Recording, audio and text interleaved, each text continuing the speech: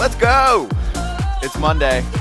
FT Live. Braun with Todd Father. Pierzynski in Florida for now, although we'll talk about it later. AJ making the trip up to the frozen tundra very soon, so we're waiting for him. Listen, it's cold in Florida, too. My parents are there. What's going on over there? Is it cold by you? Whew, it was yesterday, tee off, 8 o'clock, 37 degrees. Whoa. Oh, my God. Welcome Penguin. to New Jersey. Penguin 7 yesterday. degrees. How does the ball travel? New And Florida. we can get Doesn't. right into that. It doesn't. It doesn't. With 37? Oof. Mm-mm.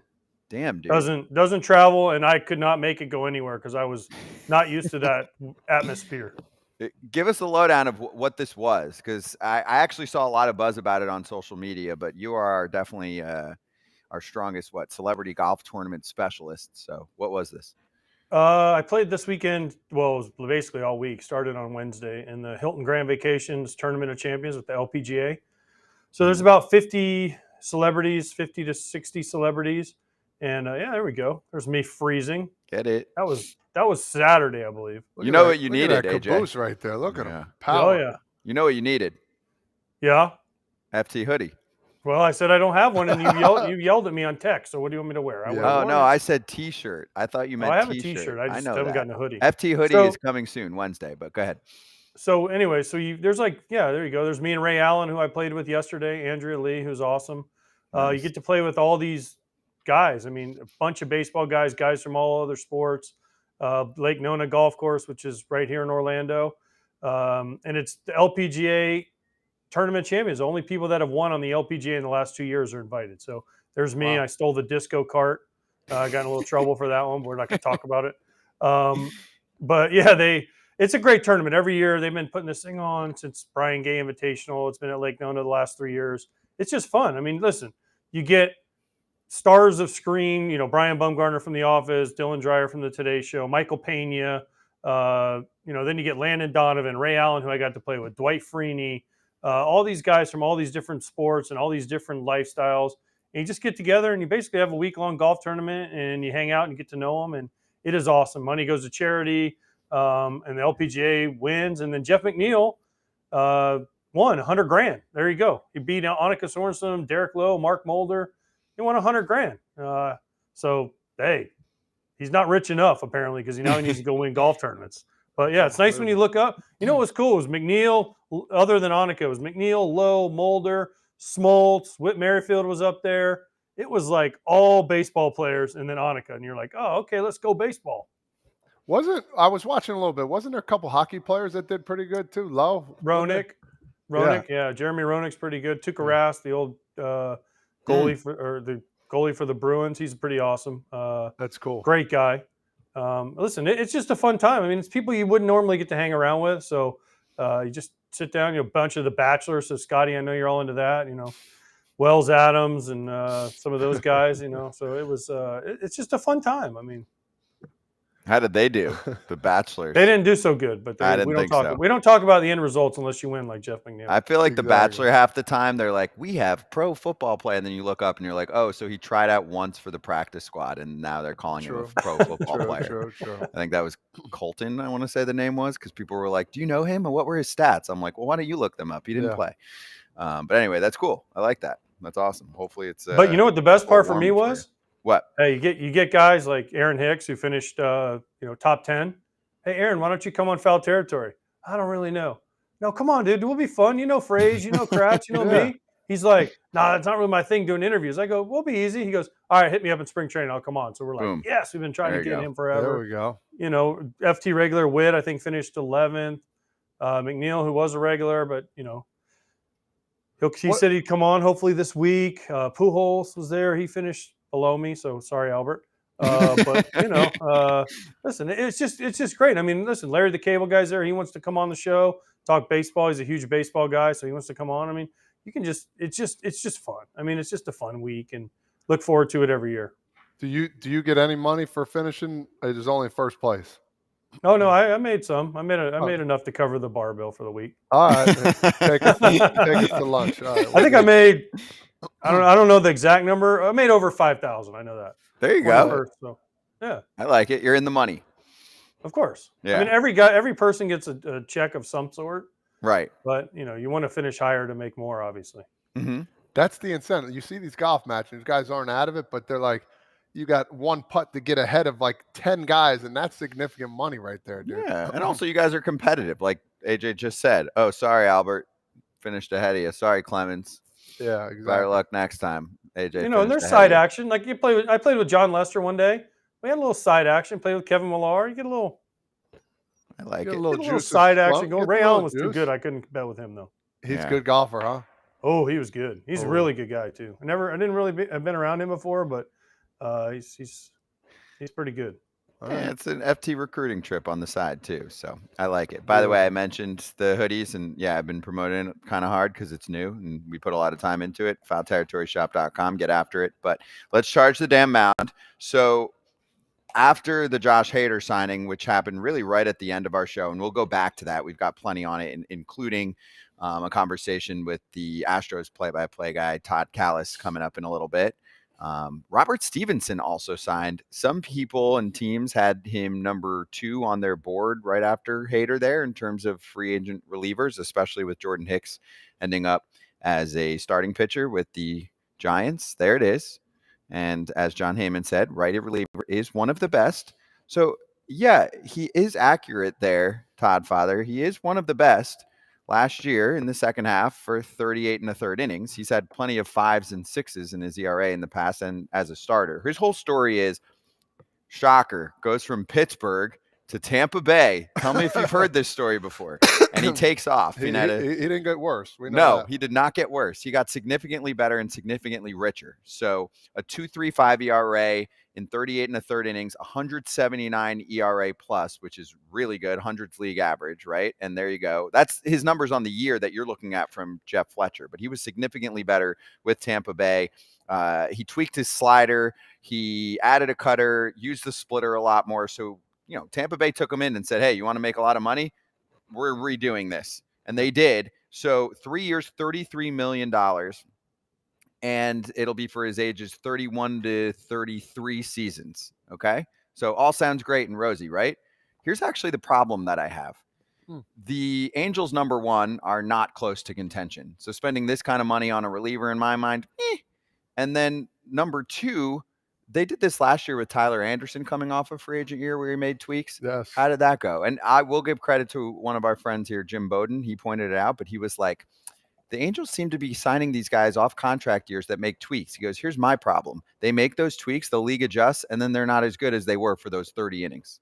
Yeah, I mean, listen, I remember Robert coming up, dude. He was tall, dude. Like, he's tall in stature. We didn't know whether he's going to be a starter or reliever. Oh, I say we, like I was the coach, But you were with him, right? Because he was there when you were still there? He was younger. I never played with him. Okay. But, I like to always check the minor leaguers out and the guys that come on the, spring training. He's a strikeout machine, man, basically. He throws heavy fastball. He's a guy that's going to get the job done, and it seems like anybody who goes to Tampa figures something out. So if I'm a relief pitcher that struggled last year, I want to go to Tampa for a little bit, But, yes, it's a great pickup for them. I don't know. I don't know what the Angels are kind of doing here, but at the same time, it's like, yeah, it's getting late into the free agent season, the free agent year. You got to find a team. So was this the only team that was looking at him? I'm not 100% sure, but he's a guy that's going to help you along the way. He's a really good kid. Everybody seems to love him, and he's going to go out there and work his best. I heard and read that almost every team was having conversations about him. Obviously, the price tag, I think, for most teams was higher than they thought it would be, because you're basically betting on, AJ, those 30 innings to be the Robert Stephenson that you're expecting. Otherwise, it's going to be an overpay, and Hector Neris probably right now is like, hell yeah, baby, I'm about to be so damn rich. That guy's Hector Neris is like this. I've been doing this for years, and this guy did it for 30 innings, 3 years, $33 million. I mean, I'm looking at his career numbers here. You mentioned 5s and 6s. We got a 6, we got a 4-6, we got a 9, we got a 5-4, we got a 6, we got a 3-3-8 in Pittsburgh, and then 5-1-4 in Pittsburgh this year, and then he goes to Tampa and goes to a 2-3-5. I mean, I don't know what they're doing in Tampa, but like Todd said, man, sign me up if I'm a free agent reliever to go to Tampa Bay, because, wow. I mean, everybody seems to go there and get better, but man, 3 years, 33 for a guy that his career is a 4.64 ERA. And listen, he's got a lot of strikeouts, but he also has a big number in another thing. He's got a lot of damn walks too. So he gives up a lot of homers, a lot of walks, a lot of base runners. So you better hope and pray if you're the Anaheim Angels, you know what Tampa did to them and how to fix them and keep them right. Because if it not, I mean, you don't want to. You sign 3 years, 33 for a guy with a 5. I don't know. I mean, is this a piece for the Angels? Sure. Is this the piece that's going to put them over the top? No. I mean, what? They're at least the 4th worst team in that division right now. Yeah. I mean, good for Robert Stephenson, but man, this is a big deal for the Angels to throw that money at this guy.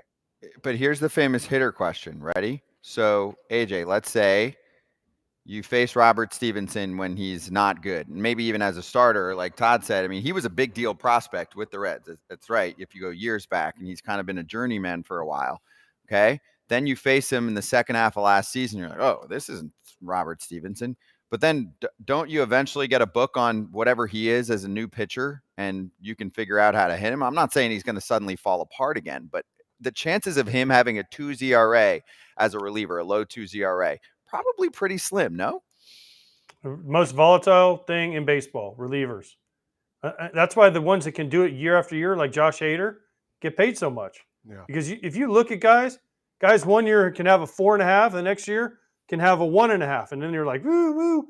They seesaw back and forth because 1, it depends on the situations you're put in, and 2, sometimes you come in and get taken out in the middle of an inning, and the guy behind you lights that fire and gives up all your runs, and you're not even out there. So ERA to me is cool and all as a reliever, but give me holds, give me saves. Obviously, you want strikeouts, but I also don't want walks. So I want the least amount of base runners as my relievers, out of my relievers I can find. Mm-hmm. Yeah, and it seems like, I'm looking at video here for people that can't see at home.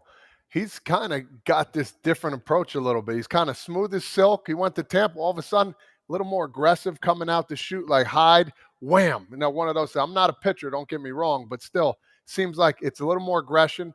That'll dictate guys like, oh, heater's coming. No, actually, boom, here comes a slider or something. So keeping that same path and that same motion with a little more aggression and fire coming towards the batter, I mean, that could be a little something that they tinkered with. Okay, and then fan perspective, Todd Father, if you're an Angels fan and you've been through it for a long time now, right? They have not been a good team for a long time. I think collectively all thought, and you were really strong about this, they should have traded Shohei Ohtani at the trade deadline. I think they set themselves back another year or two whenever they're going to get back to contention, just based on what they could have gotten for him.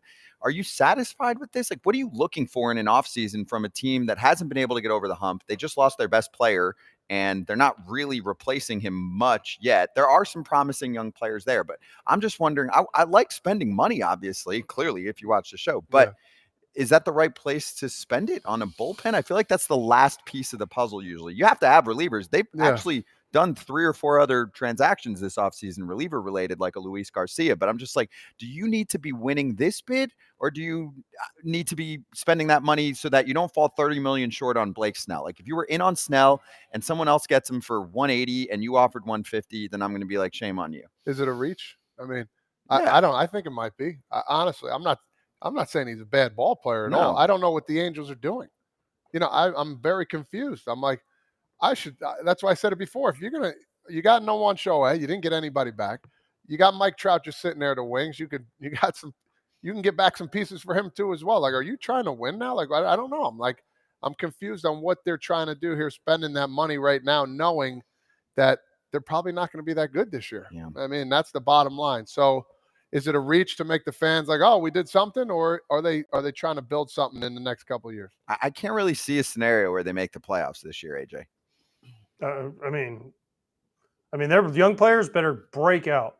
Shanwell, Ohapi, Neto, and they need some pitching somewhere. I mean, I know we talked to Detmers the other day, and they have Sandoval, and they have some other guys that have potential.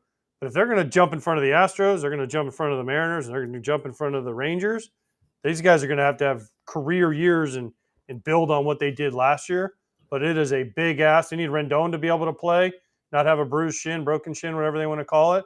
But, I mean, listen, they got to figure out a way to get better. And, yeah, I mean, he's a nice piece. Now, how different we look at this, though, let's say he went to the Yankees, or he went to the Astros, or he went to a team like the Dodgers. You'd be like, okay, this is the final piece to them making a run at a World Series. But because he goes to the Angels, you look at like an Aaron Loop, and you look at some of the other guys, Noah Syndergaard, some of the other guys they've signed over the years, every time, seems like every pitcher that goes there doesn't have the same success, and I don't know why. Mm-hmm.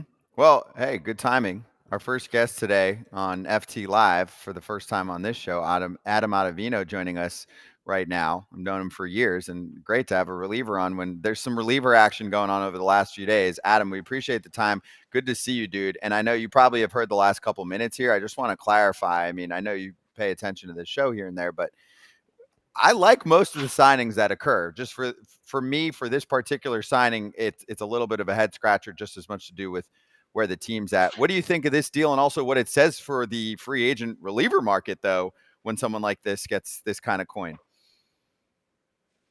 Hey guys, how you guys doing? Yeah, no, I was curious to see what Stephenson would get for sure. You know, he was dominant down the stretch last year. Changed his arsenal up a little bit, went to that harder cutter slider. I think, if you're always rational with every free agent, you're probably not going to get him, right? So I think the Angels had to stretch a little bit to get a guy that they believe in. They believe in the changes, and they think he's going to strike a lot of guys out probably. Adam, before I get into anything else, I have to ask you this because we've had this conversation. I just want to know. I did your playoff series when you were at the Rockies, and we were calling you Adam Ottovino, and they're like, that's not how you say it. Can you please tell me how to say your last name? Because the Rockies PR guy had a fit over the way David Cohn and I were saying it on TV. It's just Ottavino. Yeah, Ottavino. What were they saying to you, dude? They were like, that's not how you say it. And we're like, is it Adam Ottovino? Is it Adam Ottovino? How are we supposed to say it? And I think I went up to Adam and I go, how do we say your last name? He goes, I don't give a shit. So just say it. Like, perfect. No, it's all good. It's all good. People have been getting it wrong, but it's straightforward. Okay, good. Yeah, nothing fancy in the name. It works that way. So, Adam, how's the offseason going for you? I know obviously you're still figuring out the team situation right now, but what can you tell us about what you've experienced? And you've been through this song and dance before. Yeah, it's like middle school, right? You get past the note early on, like we like you maybe a little bit, and then you don't hear from them for a while. So that's always been my experience in free agency. There's been more chatter kicking up a little bit recently with the action in the reliever market, but nothing really burning at this point. So, you just kind of go about your business normal. For me, it's just baseball training and hanging out with my family and doing family stuff, and that's about it. I want to ask you a question about your pitching style, man, because I remember every time I faced you, I knew you had that nasty, I don't even know what you call it, like a fastball slurve action. It's one of the nastiest sliders. I don't know if that's what you call it I've ever seen. How'd you develop that, for one? And for two, even if I was sitting on it, it came out hot like a fastball. I got one pitch to hit off it, and I drove one to right, and I thought I hit a homer, and that was basically a pop fly. So how did you develop that? Is something that just happened over the years? You just started throwing or tinkering with your different arm slots? Yeah, growing up, I threw like a big curveball, kind of like a slurve. And when I was in AA, nobody was really chasing it. And I lived with all hitters in the minor leagues. And so a lot of them were saying, they're just seeing it pop up out of your hand.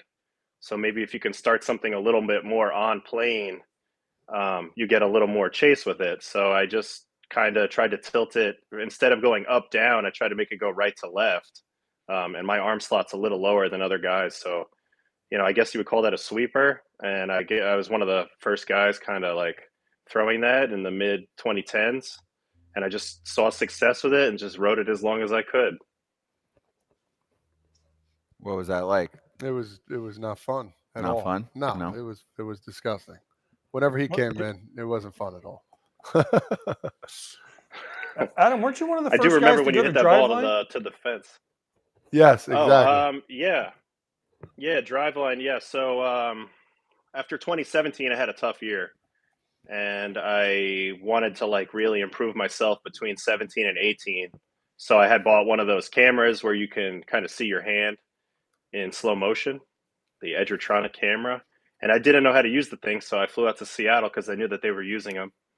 And I went and worked there for a few days, kind of learned what I was looking to do with the camera. That way I could bring it back to New York and, kind of fix myself over the next couple months. So that was the first time that I went there and just kind of picked their brain a little bit and was able to kind of implement what they were doing into what I was doing back at home. Hey, let me ask you this. I know this is going off topic, but what are we cooking back there? I could see somebody's brewing something up, making me hungry. Yeah, I got Kelly back here. She's making turkey tacos right now. Oh, nice. I had some minestrone soup just a minute ago, so we're eating good. We're eating good. I feel like love that it. ups his free agent value. If I'm watching, right? Because front offices watch, they're like, dude's eating well. He's taking care of himself. He looks good. So I like that. I like that a lot. Awesome. Oh, go Adam, ahead, when Adrian. you saw Stevenson's contract, were you like, yes, keep these relievers getting these big contracts? Hater too, because the relievers now are getting paid not like starters, but they're getting closer and closer every year. Yeah, well, I mean, in theory, I want everybody to get as much money as they can. I want to keep the market, churning, and I want, keep getting pushed higher and higher and higher. But, I understand where I am in my career relative to a guy like Stevenson. I'm 38, so I'm not getting 3-year deals at this point. So I don't get like over the moon excited, but I am happy that, the guys have done well that have gotten deals so far. I want to ask you a question about playing with in what I consider, and AJ won't agree with me, but 3 of the biggest teams to ever, in Major League Baseball. You play with Boston, you play with the Mets, you play with Yankees. In the Northeast, that's a monster deal up here. I mean, the big 3 dragons. So can you compare those to each other? Is there one that you're like, man, this blew me away? They've all been great. I caught the Mets in the Steve Cohen era, so I didn't get to see it prior to that. So I would say, like, growing up, the Yankees always had certain expectations, and the Mets maybe were under that. And I think that's more of an evolving situation now where, the Mets have huge expectations now and are starting to get a little bit more on par with the experience of playing on the Yankees. Red Sox, that's been there ever since they started winning. So, yeah, I mean, all 3 are kind of similar in that the fans demand a lot. And those are teams that typically go out and act like the big boys and spend the money. I know Boston's not right now, but typically that's the way that those teams operate. And those are the teams that I always wanted to be on. Those are the stages that I wanted to pitch on.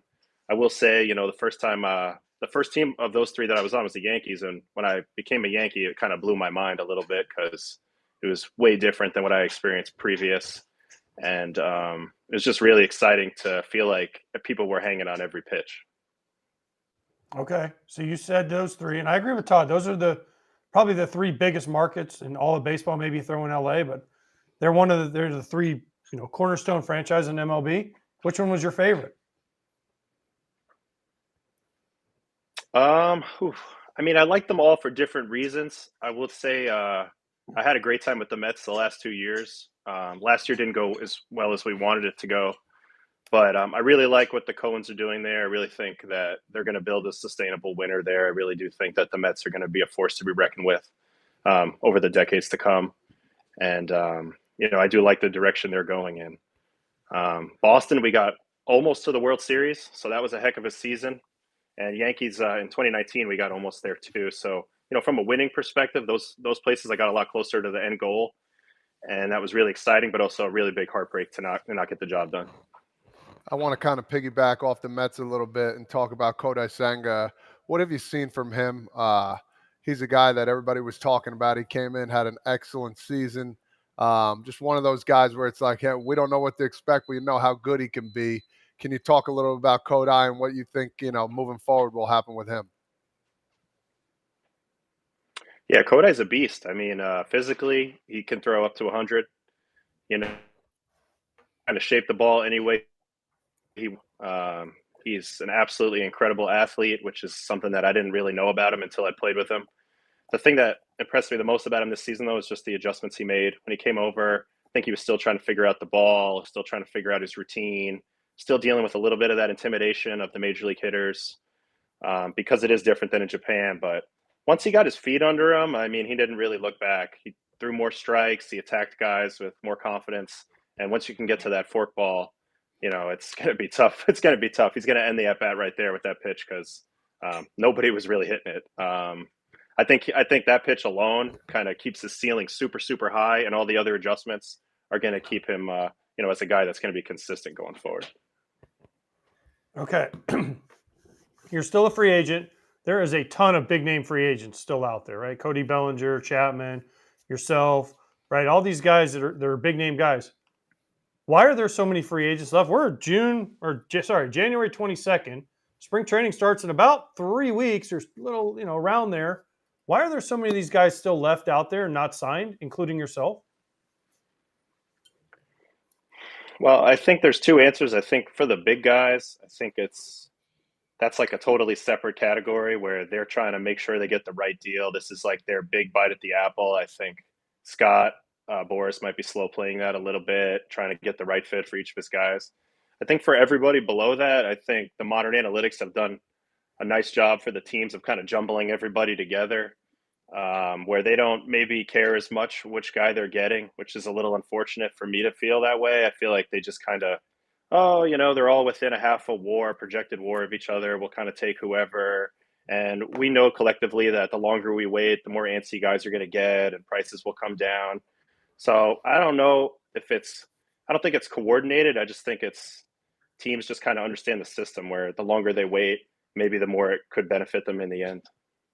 Adam, at this point, most teams have similar resources in terms of analyzing free agents, and putting numbers to them like you just did, right? Do you feel like we're at a point where that's not much of an advantage anymore? And I'm not saying like, we should just ask the scouts what they think. But I feel like the blend isn't there for most of the teams and they're making a mistake. And when we keep talking about certain GMs like Alex Anthopoulos going for it early in the offseason, picking certain guys, maybe not just focusing on what their WAR number looks like. Dombrowski's always usually aggressive. I feel like that conversation in our game is getting overplayed. Oh, these guys are a half a win of WAR apart from each other. But who do you like better? And if it's that much of a difference in your life, like $1 million or two, like I just feel like we're not looking at free agency the right way anymore. I mean, I couldn't agree more with that. I think there's a lot of nuance that's lost in the game. Just because, your expected numbers are one way, that doesn't mean that the pitcher doesn't reserve the right to make some adjustments of his own and improve and beat that. I think a lot of times teams find comfort in the numbers because they can point to that later if a mistake happened and said, well, this was well thought out, statistically. And I also think that it gives them some sort of feeling of certainty where, if everybody just paints by numbers with our system, then we kind of know what to expect. But I do think that there's a whole part of the game that was kind of taught before all these numbers came in, where guys were making adjustments on the fly, where maybe thinking on a little bit of a different level and can kind of, find ways to get outs that aren't so cookie cutter. And I think, for a guy like me, that's something that I've been fortunate in my career to kind of see both of it. Obviously, I embraced the numbers early, but I also was around in the time where we were doing a lot of stuff with our eyes. And I do think that, some of the traditional scouts that have been pushed out of the game by certain organizations, I think that's a mistake because those guys are picking up on things and learning. They know stuff about players that the numbers can't show.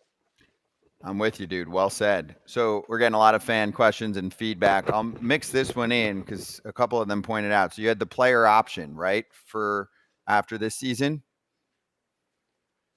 Yes, I did. Yeah. Okay. So what went into that? How does that go? And hey, it's still millions of bucks. Obviously, you'll beat that, I'm sure, this offseason. Is it kind of baller to be like, I don't need your $6 million. I'm going to get more than that? No, I mean, to be clear, like I wanted to stick with the Mets. It is the best situation for me. Being a New York guy, I love my time with the Mets. It's just more of a function of at the moment I had to make the decision. There's just so much uncertainty with the team. They hadn't hired a manager yet. There was no coaching staff. They hadn't gotten any free agents yet. We kind of scuffled down the stretch. There was this narrative that the team wasn't going to try to compete this year. Obviously, I'm not getting any younger. Try to talk to David Stearns and get a little certainty on my end, which obviously, he's going to play things close to the vest. That's the way that front offices operate, and I totally understand that. But from my perspective, I just didn't feel 100%. I just didn't feel 100% certain of what direction the team was going to look like, come spring training this year. So in that moment, I also had a lot of deferred money in my contract for this year. In that moment, it made sense for me to test the waters. And, I'd still like to be back there but my mind is open to lots of different outcomes this time around. I feel like I'm like on a year-to-year basis at this point with my age and everything. So I just don't want to sell myself short. I've still never won, and I would like the opportunity to do that. I want to talk about this pitching lab you got in Harlem here. Talk to us. That rent's got to be sky high over there, man. How's that going? And tell us about the boys here in the Northeast. What's up with that pitching lab?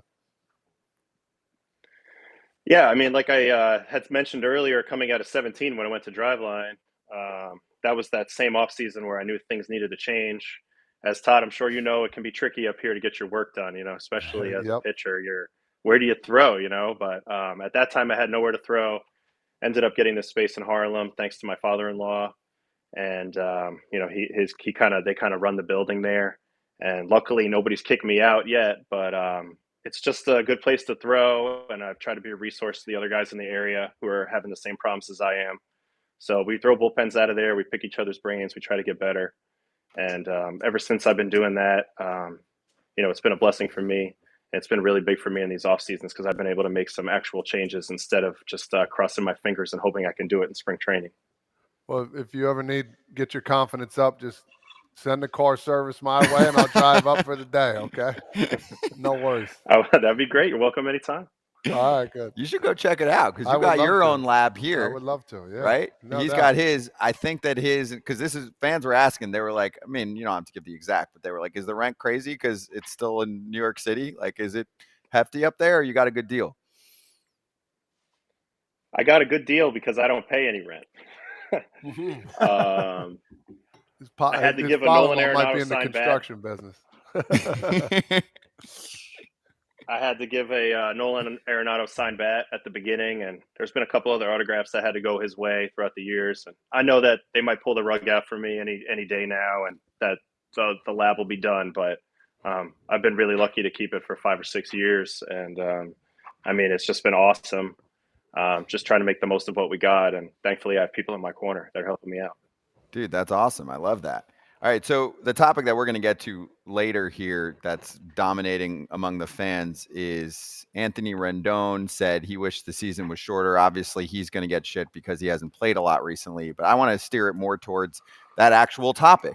Do you think that the Major League season is too long and that the sport could benefit from a few less games? Obviously, we know it's a business, so the idea on my side at least is you make up for that maybe with a little bit more on the playoffs, like make the first round a best out of 7, do a little bit of tinkering there. But what do you think? And just in general, if you're putting on your commish hat, your CEO hat, what are you going to do? Me personally, no, I don't think the season's too long. I think that the difficulty of the schedule is kind of what makes baseball different than the other sports. Having to do it day in and day out and post when you're not feeling good and find a way to impact your team on a daily basis and collectively make it through that 6 months and then on into October. I think that's the challenge that I always have signed up for. It's kind of in my opinion that is kind of that's the real challenge of the game, is just finding a way to be good year after year, game after game for a really long time. I understand it's not everyone's cup of tea, but to me, baseball exists kind of as a companion to a lot of people. It's there for them every night, 7, 8 months out of the year, if you include spring training and the playoffs. And for it not to be there, I think it would be a very different sport. Okay, I like it. By the way, mixing just a couple more things before you jump from fans. Jacob said, Ottavino, you're screwing me up, AJ, being a switch hitting pitcher doesn't get talked about enough. Are you a switch hitter? Yeah, I have 2 hits in the big leagues, 1 lefty, 1 righty. So that's my claim to fame. I wouldn't look up the rest of my numbers. They're not pretty, but I do have a hit lefty and righty. Oh, shit. I did not know that. That's cool. And then one more baseball-y question from Mike. Wants to know what you and other pitchers can do this offseason to work on adjustments to stolen bases, because obviously we knew it was going to be a thing. I don't know if anyone expected it was going to go up 40%. Did you? Oh, Todd Father. Go ahead. We could show him. Yeah, tell Ottavino. You could tell. I said there was going to be a couple over 70. He also said 4.5 inches was huge. I mean, I knew it was going to be a problem. It's been a problem for me already before the clock and before the limited amount of pickoffs. Last year, it was frustrating. In the past, I was always able to, like, if I really needed him to not go, I could pick off 6, 7 times, hold the ball till somebody called timeout, get booed a few times by the crowd, and kind of keep him over there. But they've really killed my ability to do that now. So this is the first off season I've had to kind of confront this problem. And I've done some deep dives. I've kind of figured out, what do the good guys do that keep the runners close? And I've been working on all of those adjustments every single time I'm throwing, hoping to get a little bit better at that, because for me, that's one of the weaknesses of my game that I know people try to exploit against me and certainly against other guys. And I don't think that problem's going away. I think it will only, I think teams will only be a little more bold with it this year. Adam, 2 questions before we let you go. Well, it's kind of going to be 3, really. Who's more nervous right now that you haven't signed, you or your wife? Me. Really? That's a good wife then. Yeah, she's good. She's good. She takes it in stride, and if she's nervous, she's definitely not letting on. Okay, and then is there a date when you will start really getting nervous? Because then my next question is going to play off the date factor. Well, I mean, I don't know if I'll ever get nervous, because I feel like no matter what happens, I'm good. But at the same time, I did sign like March 3rd or March 4th in the lockout season with the Mets, and I was able to have a good spring training, a good season from that point on. So until it gets into that territory, I'm not going to worry about it at all. Okay, and then finally, it's January 22nd. We already talked about that. Over your shoulder, there is a Christmas wreath still up. What is your limit on Christmas decorations? Because we have this fight on FT all the time, when to stop saying like Happy New Year.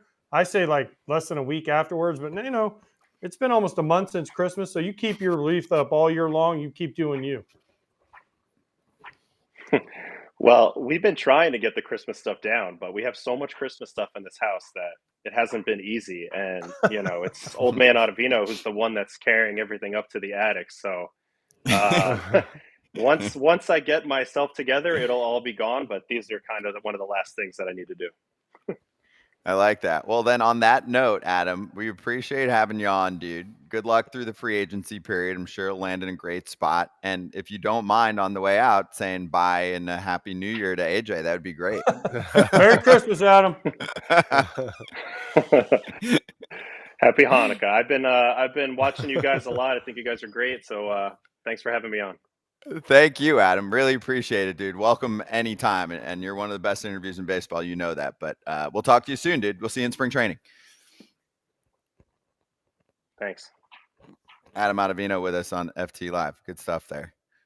Yeah, obviously, as soon as someone pops up with a wreath, AJ immediately is like, oh, Dude, I can't wait. That was the first thing I noticed. Of Forget course. that. Did anyone else notice what colors he had on? He had on Yankee colors, by the way. Gray hat, navy sweater. He's cold, man. The guy's cold. You think that's a sign? Is that what you're telling us? That might have been a clue. That might have been an Easter egg. Listen, I wanted to know what I was getting hungry, man. I'd like to have somebody cooking for me. That was nice. Yeah, Todd was right. Notice this is actually the personality differences as I'm up here this week instead of usually being down there with AJ. AJ immediately goes to the wreath to go after him for being up there weeks after Christmas. And you're immediately looking like, what are we cooking up here behind the scenes? Let's go. All right, let's get to That's What He Said a little earlier than expected because fans are buzzing about the Anthony Rendon comments. And obviously we got 2 former players on the show here. So let's run through it, okay? So Rendon was on an interview and basically, said, in my mind, kind of half jokingly, obviously, let's shorten the season. If there's one thing you could change about MLB, the season is too long. We have Jared Carabas, friend of the show, quote tweeting and saying, nobody hates baseball more than one of the game's highest paid players who gets paid not to play. And then our buddy, Jonathan Papelbon, who is now basically a walking soundbite and a walking viral Twitter man, said, I can definitely confirm Carabas here played with Rendon and literally hates baseball. Yeah, it's long. Isn't that what you signed up for? Just let the team sorry, I can't read. Just tell the team you want to play half the games and give back half your salary. Okay.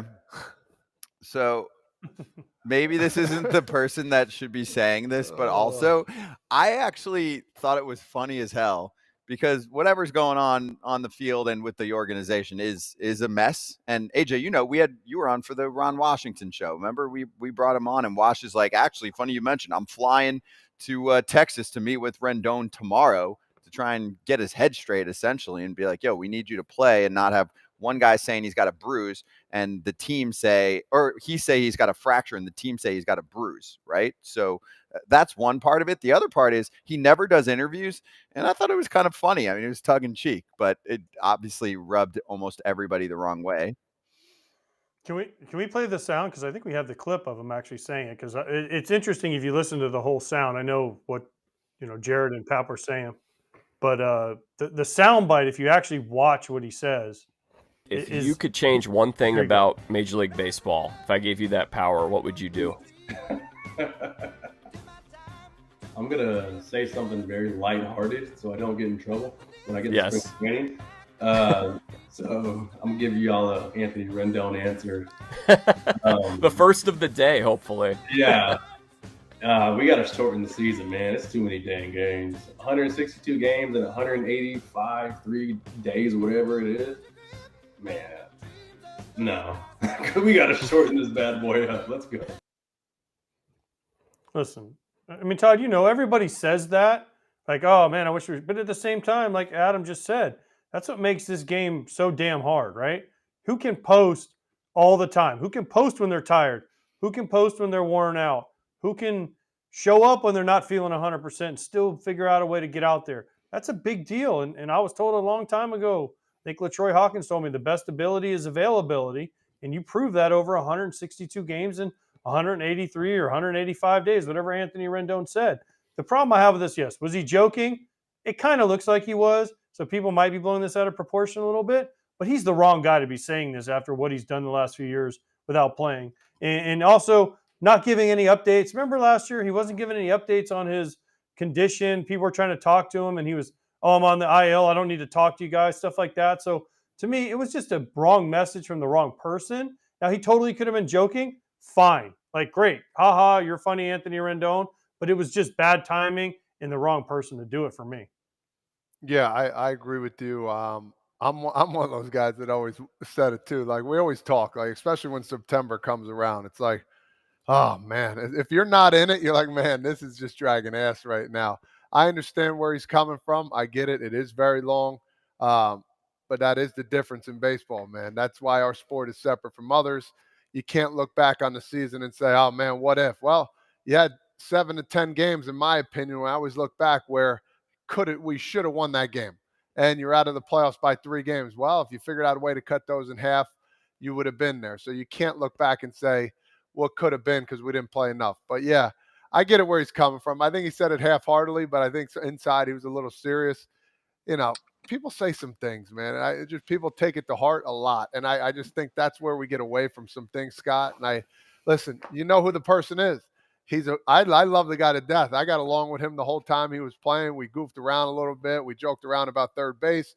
We talked about different hitting styles, how to play defense. I would have loved to play with a guy like that.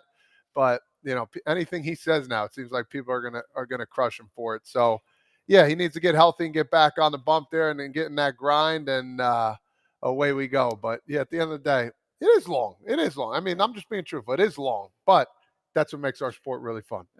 Jackson said, yeah, go ahead. Well, Jackson said in the comments, like, he gets shit for talking, he gets shit for not talking. No, true. That's him. That is him. That's everyone that's known him. AJ, you've been around him for years. That is literally how he is. It's not our problem that teams didn't do their homework. I mean, he even said publicly years ago, and he wasn't kidding, he doesn't watch baseball. He doesn't really like baseball. Yeah. He said it after a game. That's not who you give $250 million to or whatever the hell that was. Go ahead, Scott. I'll go after you. No, here's the thing, though, what you're talking about. If Freddie Freeman says this, or let's say Marcus Semien came out, who just played 175 games, whatever it was, including every game in the season and every game in the postseason, like, people are like, okay. Yeah, I mean, he just put his body through hell. But because of what you just said, Anthony Rendon, comments in the past, people have always questioned his willingness to play. That's why he's taking so much shit. And I get it. I mean, listen, he probably was joking. He even said half-heartedly, this is an Anthony Rendon answer. But because he acknowledged that, he knew what he was saying was going to cause him to take shit. He was just trying to cover up for it. So, I mean, listen, is it too long? I don't know. I kind of enjoyed the grind. I mean, when you're in it and you get to about August, you're like, all right, we're at 100 games. We got 62 left. All right, now I'm down the final stretch, right?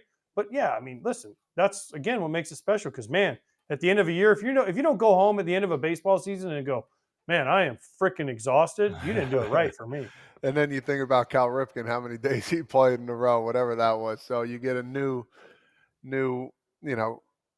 perspective on other guys. So yes, of course, it is.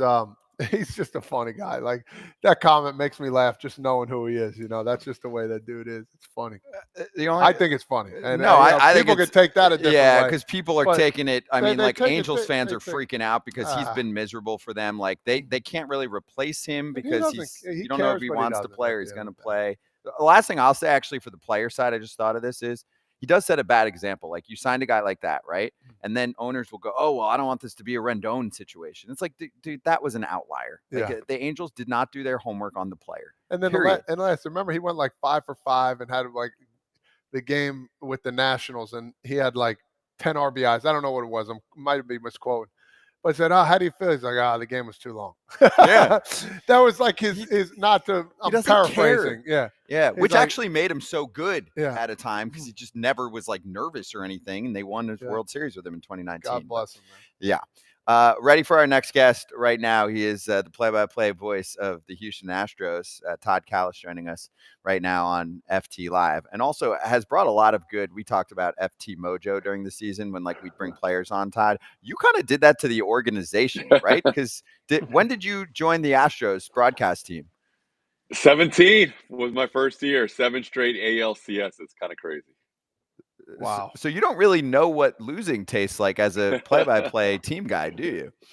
As a play-by-play team guy, no, but I was with some really bad teams before that. I was with the Mets my first year, and they wrote a book called The Worst Team Money Could Buy about that New York Mets 1992 team. And then with those 70 wins, that was the most wins I had for my first 10 years in Major League Baseball. So I paid my dues early, and I'm getting it on the back end here with the Astros success. Hey, I want to get this out of the way because I loved your dad and everything he did, the way he announced. I want to give you a little bit with what I think he sounded like. Can you give me like a 1 through 10, 10 being the best? You got it. All right, is that all right? Let's kick this off. Now batting for your Phils, Bobby Abreu. That baby's out of here. What do you think? I like it. I give it a solid 8. How about that? All right, we'll take it. We'll take it, man. I had to get that off my chest. That was good. He was I the love best. It. I love whenever anybody brings back memories of Dad. He was so special to me, obviously, and so special to the game and so special to the city I always love when people remember him. And a lot of our fans saying right now in the chat, one of the best voices in the game right now, talking to Todd. All right, so let's dig into the Astros. I mean, we got you here for timeliness purposes too. How shocked were you that they were the ones that ended up with Hader? I mean, we have a lot of respect for how this team's won, especially over the last several years, to maintain this kind of competitiveness. But Todd, they don't usually do this in free agency. No, you're right, Scott. That was a shocking move for sure. Even within the organization, a lot of people were very surprised. I happened to be on our caravan that day out to Austin, and we were with our manager, Joe Espada, and our general manager, Dana Brown. So we kind of heard rumblings of things happening before it actually got out on social media. And then once it got out, we're like, oh my gosh, this is crazy, because they've been straddling that collective bargaining tax line pretty much the whole offseason. For them to go beyond and way beyond that threshold was shocking. I don't think anybody saw that coming. Obviously, it changed a lot of people's attitudes this weekend because we just had Fan Fest and everybody was fired up about the Hader news. Wait, you guys have a fan fest? That's amazing. Teams that do things like that. And the questions weren't scripted, even better. It's amazing what happens when you go to 7 straight LCSs. You don't have to script questions, and you actually can have fan fest. So go Astros. Does this give the Astros the best back 3 guys in the bullpen? I mean, you have Abreu, who people really don't know that much about, but you look at him, he was almost unhittable, right? Presley hasn't given up a run or hasn't blown a save in a postseason game in, it feels like 20 years. And then you bring in Josh Hader, one of the greatest closers of all time. I mean, that's 7, 8, 9, pretty much locked down for Joe Espada and the rest of the team. Yeah, AJ, Brian Abreu could be a closer for a dozen to 15 teams in this league. There's no doubt about it. Brian Presley, as you mentioned, I don't think it's 21 might have been the last time he gave up an earned run in the postseason. I think he's like 22 and 2/3 with a 0 since then. So it's ridiculous how good he's been in the postseason. And I've got Hader, who's been one of the toughest guys ever in terms of opponents' batting average against, lethal from the left side. They haven't really had a lefty the last few years out of their bullpen. So now they have one of the best lefties that's pitched out of the bullpen in Major League Baseball in the last 5 to 10 years. So, yeah, those are nice pieces for Joe Espada to juggle 7, 8, 9. He hasn't decided yet who's going to get the ball in the ninth inning. Could be matchups based on who's up in the lineup, lefty versus righty. But Presley has done the job so well through the years. And now Josh Hader is just incredible to have him in the mix. I want to get talking about Joe a little bit. He was my third base coach with the Yankees. He's been looking for this opportunity forever, and I think he's the right man for it. I think he's excited for it. Can you talk to us a little bit about Joe and his perspective and what you think he's going to bring to the table for the Astros this year? Yeah, Todd, I just saw Joe literally half an hour ago before I came on the air with you guys. He's in the clubhouse today. A lot of guys are working out today, getting ready for spring training. He's going down in a couple of weeks. He's fired up. He certainly was the right guy for this job. I mean, he's been filling in that bench coach role for A.J. Hinch and Dusty Baker. He knows the guys. He's been through the wars with these guys. Since he's been here, they've been to 3 World Series. They've been in the ALCS every year, obviously. He's the right guy. He's in the trenches with these guys. He and Altuve are very close. He's going to be perfect in this transition. I can't wait to see him get his first shot to manage this year. I can't wait to see how well this team does behind him. Todd, do you think he'll be satisfied now and in a good place with the bullpen? Obviously, I love the Hader move too, but they lost, over 200 innings going back to last year, if you include Graveman and Maton, Stanek, and who am I forgetting? One more big name. And Neris, which we can talk about too here included. But what do you think from a depth perspective? Quality, they're good. We feel like those dudes are healthy for the playoffs. They're good. Depth perspective, and I know who I loved years ago. Forrest Whitley, I think, is going to move to the bullpen. Are they okay heading into the season with enough arms? They're better. They're better with Hader in the back end, but you're still going to have guys that are kind of unproven in that middle part of the bullpen. Forrest Whitley being one of them, has not pitched in the major leagues. He could be a candidate for that middle part of the bullpen. Somebody, if they don't use 6 starters out of the gates, will be moved from the rotation to the bullpen. So that'll be a new role for that person, whoever that might be. So yeah, it'll be a little different. I think 2 years ago, guys, in the 2022 season, it's the first time, the old adage in baseball is you never have enough pitching. It's the first time I've ever seen a team that had enough pitching. They were locked down in their rotation. They were locked down the entire bullpen. There wasn't one weak link. Usually you have guys, have 3 or 4 guys you use when you're ahead of the game. You have a few guys you'll use when you're tied or behind in the game. They could have used any one of those 8 arms out of the bullpen in 22 when they were ahead of the game. They were that good. So it's not quite as deep as that bullpen was 2 years ago or even last year, with the loss of Stanek, as you mentioned, and Neris and Maton, and now the injury to Graveman. But they'll be fine with those 3 guys in the back end. If you can get your starter to go 5, then you might only need 1 or 2 guys to get to those lockdown guys. What are teams going to get? Whoever signs Hector Neris, what are teams going to get? I know how awesome he was for the Astros last year, but what is something that he brings that people don't know about besides a fastball and a split, basically? What he brings, I'm glad you asked, is one of the best personalities you'll ever see in the game. And he is the best conduit I've ever seen between Latin American players and the guys here in the U.S. I mean, he completely blends everybody together. The first time he got down to spring training when he was signed as an Astro, he got every guy out to dinner. It wasn't just the guys on the 40-man. It wasn't just the guys on the 25-man. It was every minor league kid who wanted to show up for dinner, who was from Latin America.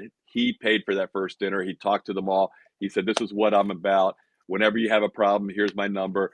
He is one of the best people on the planet, and he is going to be great for whoever picks him up.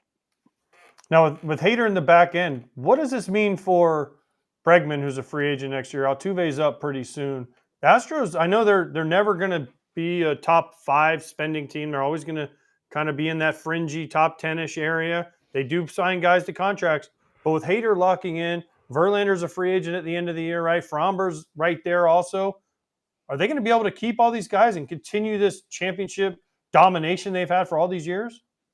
The short answer is they probably can't keep everybody, but now that they went beyond the threshold of that collective bargaining tax, I competitive balance tax, I think they're going to be better off now with their chances to sign more of these guys. I think Altuve was a no-brainer. Jose said he wants to be here.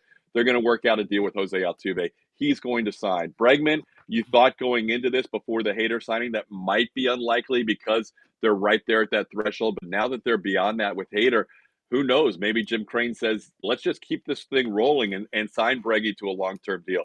Verlander, even though he is due at the end of this year, does have a clause in his contract where if he does pitch 140 innings, which he seems to do almost every year other than his Tommy John year, if he pitches 140 innings, then he's good for 2025 with a player option. So it could be a pretty big salary cap tax on top of what we have now with Hader.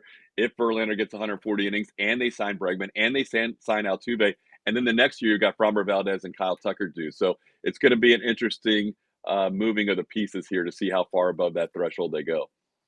Is this the first time that I was trying to clarify, because I've seen it in different places, that they're on pace to go over the luxury tax number in a full season?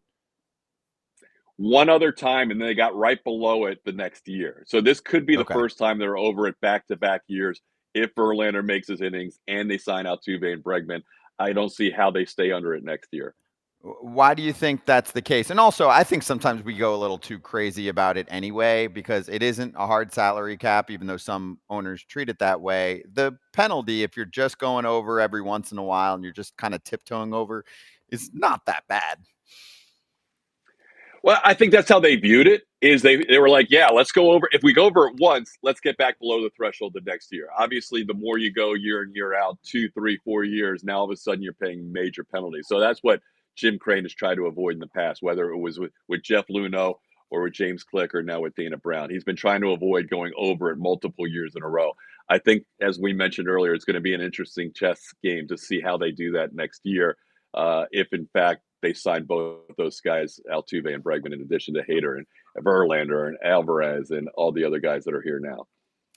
I want to ask about Dusty Baker a little bit. I play with him with the Reds. Phenomenal manager, one of my favorite guys. What is, with this kind of loss, a guy with this wisdom, I mean, do you think they'll pick up where they left off? Is there something different that's going to happen during the season? Because time and wisdom, a guy that's been around the block before, he's cool as the other side of the pillow. You know, you're going to miss that for sure. No doubt. We're going to have a lot fewer stories to listen to this season than we did the last 3. Dusty was the man. I mean, Dusty was a guy, as you know, who could talk about any topic you want. Oh, he spanned every culture. He knew more guys in music than people that are even in the music industry. He knew guys in Hollywood. He obviously knows guys in baseball. He knows guys that have great fishing charters in every city we went to. The guy's an incredible worldly man. He is one of the most interesting people I've ever met. We will miss all his conversations, but Joe Espada is a guy that's been in the trenches. I really don't think they're going to miss a beat in terms of how they play on the field. We're certainly going to miss Dusty and his friendship and his stories, but I think Joe is going to be just fine taking that baton and running with it. My next question to you, did you see this run coming from the Rangers? I know you saw them play a lot. It just seemed like, all right, they're in, you know, what's going to happen next? Guys stepped up. It was Montgomery doing his thing, and then, you know, Evan Carter just going back and forth. They had some guys that just stepped up and dominated. Did you see this coming from them at all? I did. I thought because it was their second straight year of really unloading in the free agent market. The year before, obviously, was the middle infield with Seager and Simeon. And then all of a sudden, they were stockpiling starter after starter after starter after starter. A lot of them they needed because there were so many injuries to their starting rotation with Evaldi going down and other guys going down.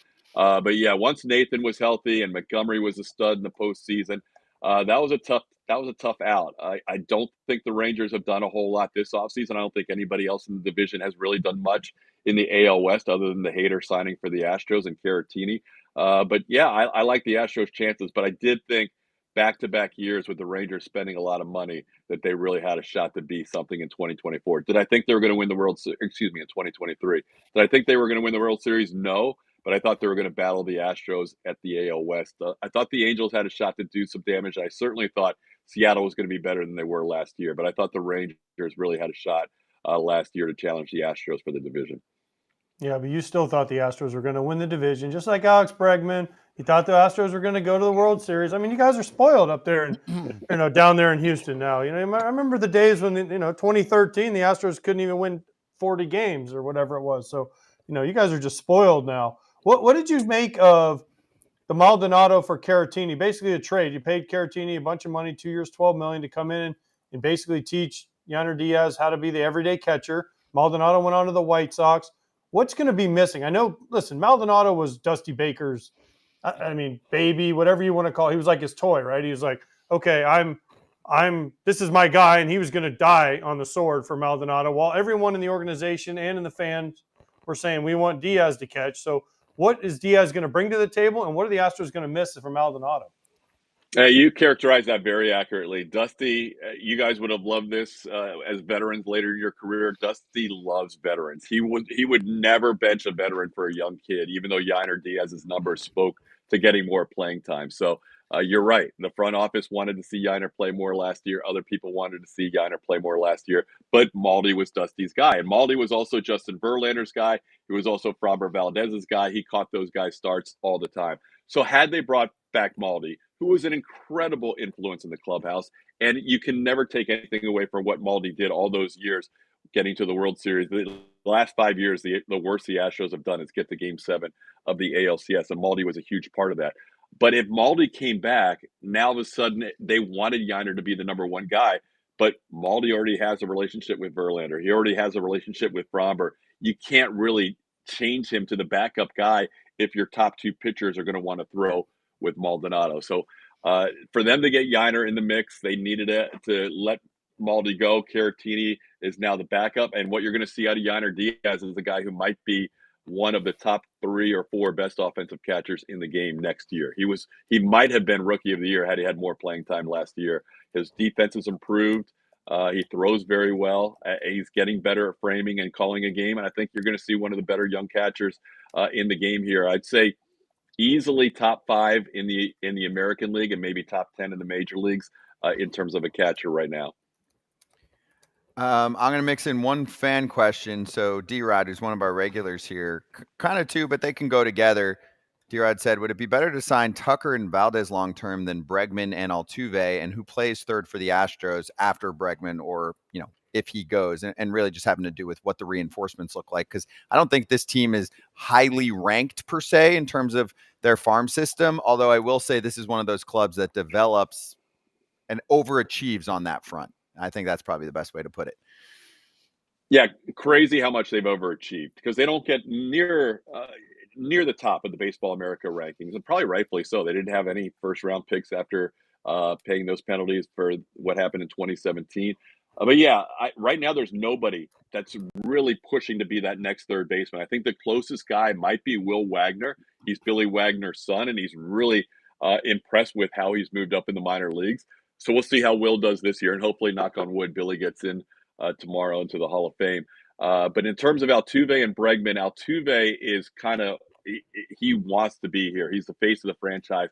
I would be shocked if you see Altuve in a different uniform after 2024. Bregman, we'll have to see how that plays out. But yes, the question was, would you rather see Framber or Tucker as opposed to Bregman and Altuve? Altuve, I don't see going anywhere. Bregman, we'll see. Between Framber and Tucker, I would love to see them both come back. If it's not possible, I mean, shoot, you've got Framber who can be as good as anybody every 5 days when he's locked in. And Tucker's going to be an MVP one of these years. It's just a matter of time. So I don't know who I would choose between those two if it's just one.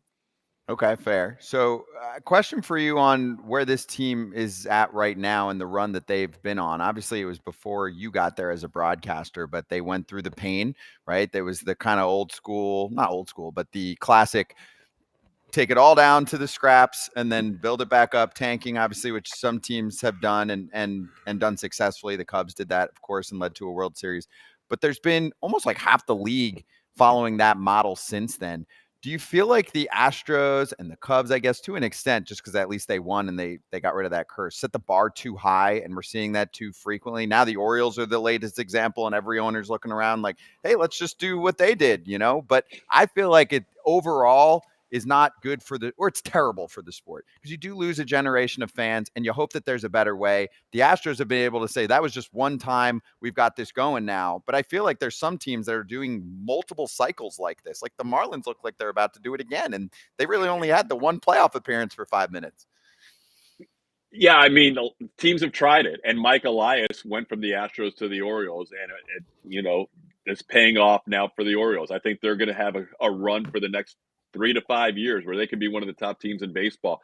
So it could work for the Orioles just like it worked for the Astros when Mike was working under Jeff Luhnow. But to your point, there's also a lot of examples of teams that have tried and failed and not been able to use those draft picks to really build up their team the way they've wanted to, like the Astros or the Cubs or the Orioles most recently. So, yeah, I would love to see every team go for it every year. I would love to see 30 teams go for it. It's not the reality of how teams are looking at things right now, because if they feel like they don't have a chance, they want to try and stockpile those top picks and get better in the future. But it's only worked for those 3 teams and not a whole lot of others that have kind of come and gone through some last place finishes. And I've got one more for you, because you spend some time, obviously you do every year, in Oakland. So our crew behind the scenes was wondering, did you have an encounter with the famous possum there? How were your surroundings when you were in Oakland? And obviously it's a sad story. We've been covering it a ton on the show here, but what was that experience like for you? It is a sad story, and they've got the possum kind of blocked off now. So they built this little addendum to the left of where the play-by-play guy is, so it blocks off where the possum used to be able to enter the booth. So we never had any instances of any possums on our broadcast table. The crew right before us, though, we got in there right after the Mets went through their thing. So they got it ready for by the time we were in there. All right. So speaking of your broadcast booth, you have a guy that I played with for about 3 months, and Jeff Blum. Does he ever talk about the home run he hit in Houston and how much he was a big deal for Houston not winning the World Series one year? That's the craziest thing. And we just had our meeting with Joe, and Blummer was there, Julian Morales, myself. So I just saw Blummer literally right before I talked to you guys too. It's the craziest thing that this guy can be the broadcaster for the Houston Astros and never mention the greatest moment of his career. But he basically can't. He can't, right? I mean, obviously, if he was a Chicago White Sox broadcaster, they'd play it every month of the season, and he'd be mentioning it all the time. But here in Houston, fans just don't want to hear it for obvious reasons. I mean, he beat the Houston Astros in 2005 and led to that 4-game sweep. Every game, as you know, AJ, was super close. But those guys, Blummer is awesome, but he never talks about it here just because it brings up bad memories for the local crowd. Did you see what I did to your guys' picture in your booth during the season? Did he show you what I put up? Yeah, that was pretty well done. Well done. What is it? Tell us. So there's a giant picture of Todd, Julia, and Blummer, and they're all like this with their rings. They're from 2017. And so I took the White Sox ring and I cut it out and I put it over Blum's ring. So when he walked into the broadcast booth the next day, it wasn't his Astros ring. It was a big White Sox ring. So listen, Jeff Blum got one at bat in that World Series. I think he's only swung one time. Yeah, no, yeah. And I think that was the only swing he took. And he hit a home run in the 14th inning or whatever it was. In the place, killer. He was part of the Killer Bees. Biggio, Bagwell, and Blum. So, it was only fitting the bees were buzzing and Jeff Blum. And then he ends up being the analyst for the Astros. I mean, it's a great story. Every time I see him, I'm like, dude, we got to talk about this home run more on TV. And like you said, he'll never bring it up. And that one swing's got a little statue outside on the south side of Chicago. That's right. Every time you guys go there, the stadium. I'm trying to get the picture of him blowing kisses to all the fans. Instead of the picture of you and Julia and him, there should just be a big picture of him blowing the kiss to all the Astros fans as he runs off after touching home plate. You're cut from the same cloth as Jeff Bagwell, because Baggy, whenever he comes on the broadcast, always tries to get him to talk about 05. And he's like, come on, dude, I can't do that. They've got titles and all that since. I feel like it's fine. If it's a team that's like always struggling, maybe it's tougher, but I feel like he can pull it off. No? Without a doubt. I mean, every time he does, he gets blown up on social. I guess if you don't pay attention to social, it'll be fine. We were there. There it We is. go. We were There trying it to is. hold Look off. at it. That's why we kept you overtime here, Ty. We were loading up a picture for you. So Nice. I love it. you can Yeah, send the that's screenshot. obviously that was to Corey and the 4 girls, but it could obviously you could be taken a different way for Astros fans. I love it. Well, Todd, you're a good sport, and thanks for joining us on this show for the first time. Love what you do. Listen to a ton of your games and your calls throughout the season. You can follow Todd at Real Todd Kalas. Enjoy the rest of the off season, and we'll see you in spring training. All right. Sounds good, guys. Thanks for having me. Appreciate it. Thank you, Todd Kalas, with us, Houston Astros play-by-play announcer. And on that front, we'll get to it in just a sec. Fair Territory, fresh one, just came out from Ken Rosenthal. You can listen to the audio version. The video version usually comes out a few hours later on YouTube.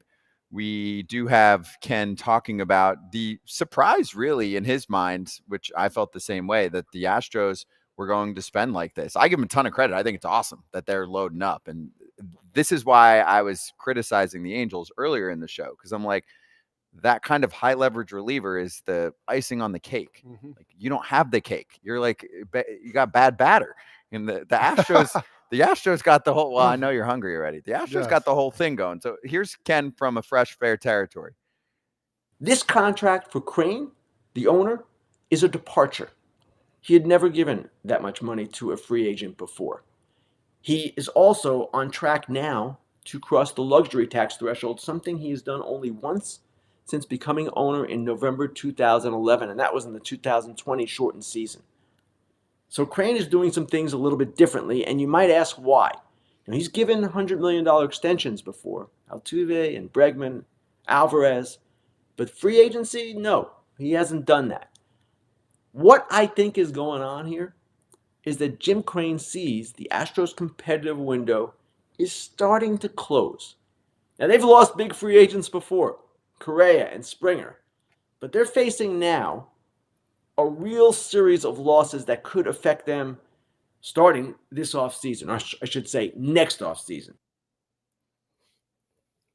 AJ, do you agree with Ken that maybe they're looking and saying, hey, this lasted for so long, but sometimes you got to supplement that with in an uncomfortable amount of spending for some, right? But the Astros also, dude, I mean, I don't have their books. I can imagine that they've done quite well as a franchise business-wise, so they can afford this and still, take a heavy profit off the top and continue to win, because now they're used to that. Imagine if the Astros go through like 3-4 years of pain, they're going to be like, what the fuck? This isn't what we do.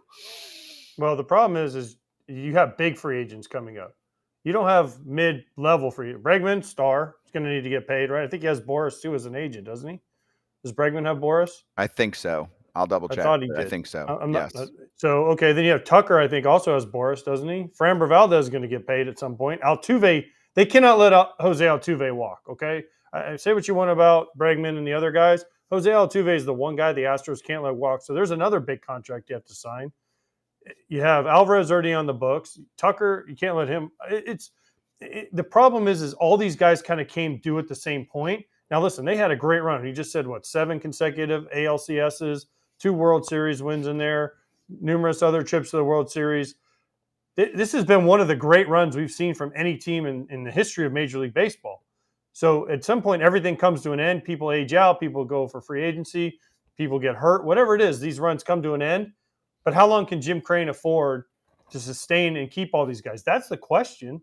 And it's not my money. Listen, if I was the GM, I was Dana Brown, I'd be like, let's sign them all. But Jim Crane at some point is going to say, listen, bro, the Floridian golf course I own in Florida and all these other things I own, they only make me so much money along with the Astros. I got to stop it. So they have to be able to develop guys. And eventually you miss on guys, you make mistakes. Again, guys get hurt. And these runs all come to an end. And if you look at from what Todd said and then what Ken said, we're kind of looks like we're nearing the end of this Astros domination. And then what do they do to continue it? That's the question that all organizations run into.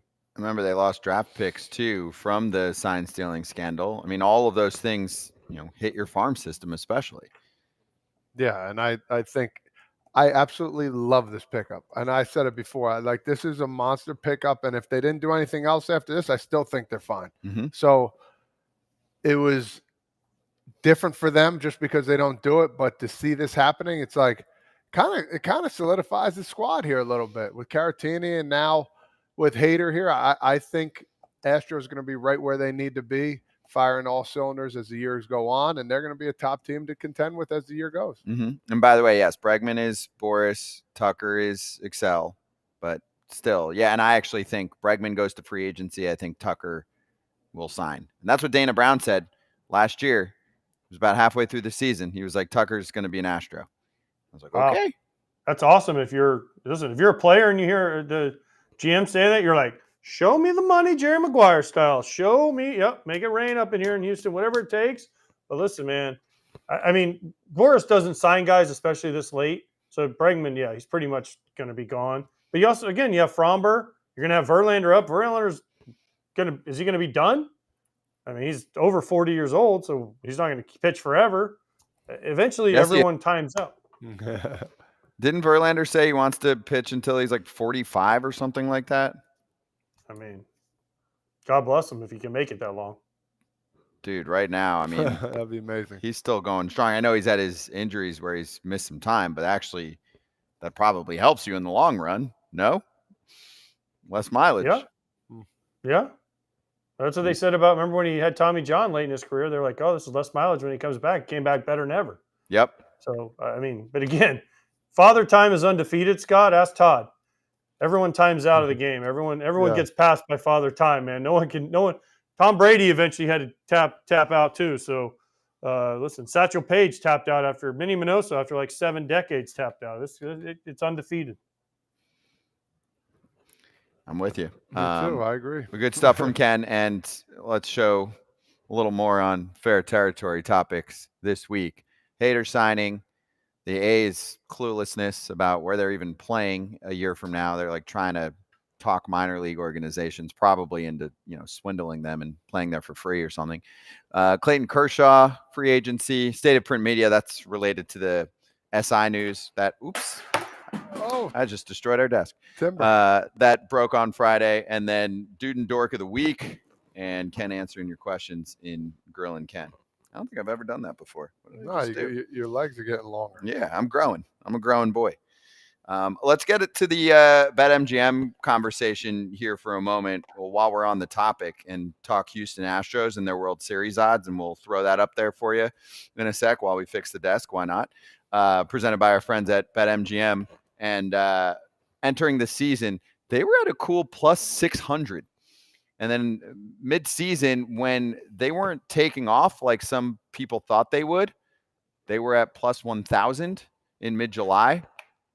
You get to playoff time, and they get in. They win the division, so they actually got to plus 500 entering the playoffs. And now as we look at this team heading into the season, they're at plus 1,000. But would you throw a little down on the Houston Astros potential here? For me, I mean, coming off the Hader signing, if this team gets there intact and healthy, we obsessively talk about bullpens in the playoffs these days, especially because also starters go shorter than ever. So that's the best you're going to get if they're healthy and looking like they usually do.